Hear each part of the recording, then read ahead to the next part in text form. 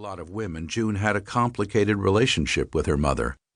June's career choices, her boyfriends, her hair, all were candidates for improvement, although her mother never made a direct assault. Hazel's trademark was a certain kind of passive-aggressive, backhanded compliment.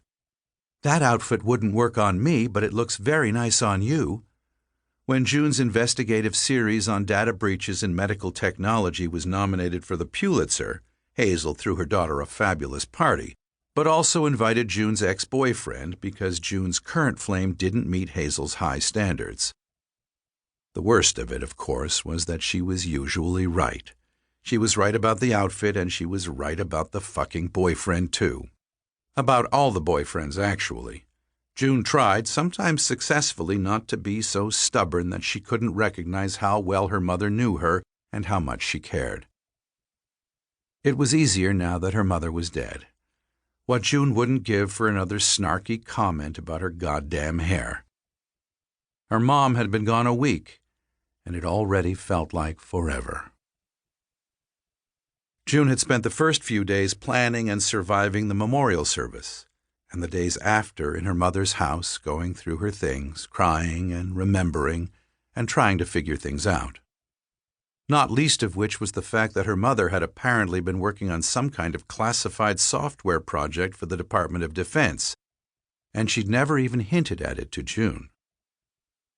Unable to sleep, June had planned to use her mother's key card and code to let herself into the cluttered lab at Stanford. She told herself she was there to collect family pictures and the few plants her mother had managed not to kill, but mostly she just wanted to sit with the memory of her mom in the place she'd most fully inhabited, her computer lab. Instead, June found a broken lock, the door held open by a chair, and a pair of thick, humorless men in dark suits with Defense Department IDs packing Tiger, her mother's experimental bench-made mini supercomputer, into a cardboard box with all the spare drives they could find. They'd already stacked their hand truck with banker's boxes, apparently filled with the contents of her mother's secure, fireproof file cabinet, which now stood open like a corpse for the medical examiner. Although the G-men didn't show their IDs long enough for her to get their names, they made sure June could see the guns on their hips. The pale one did the talking while his eyes wandered up and down her body. The dark one didn't say a word.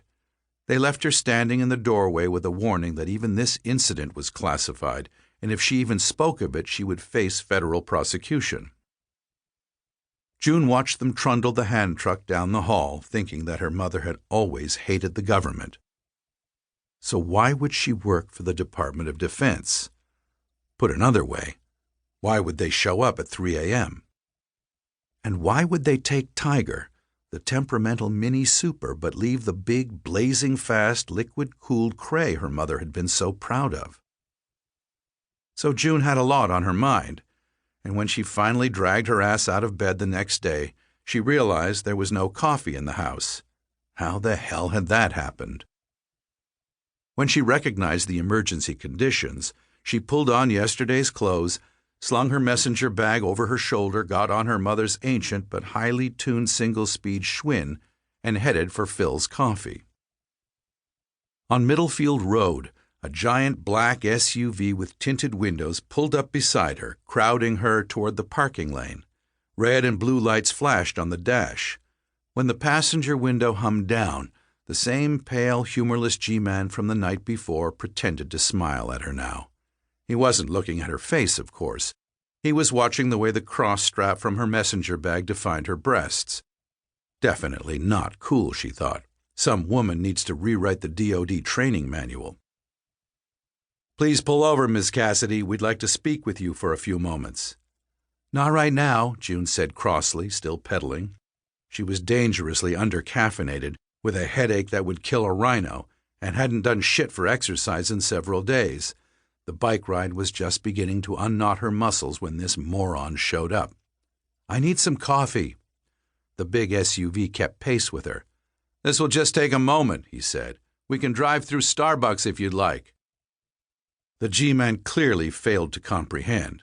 Plus, she would never go to Starbucks unless she was taken hostage, and even then she would fight it. "Hey," she said, "I'm busy. Send me an email. Call my cell.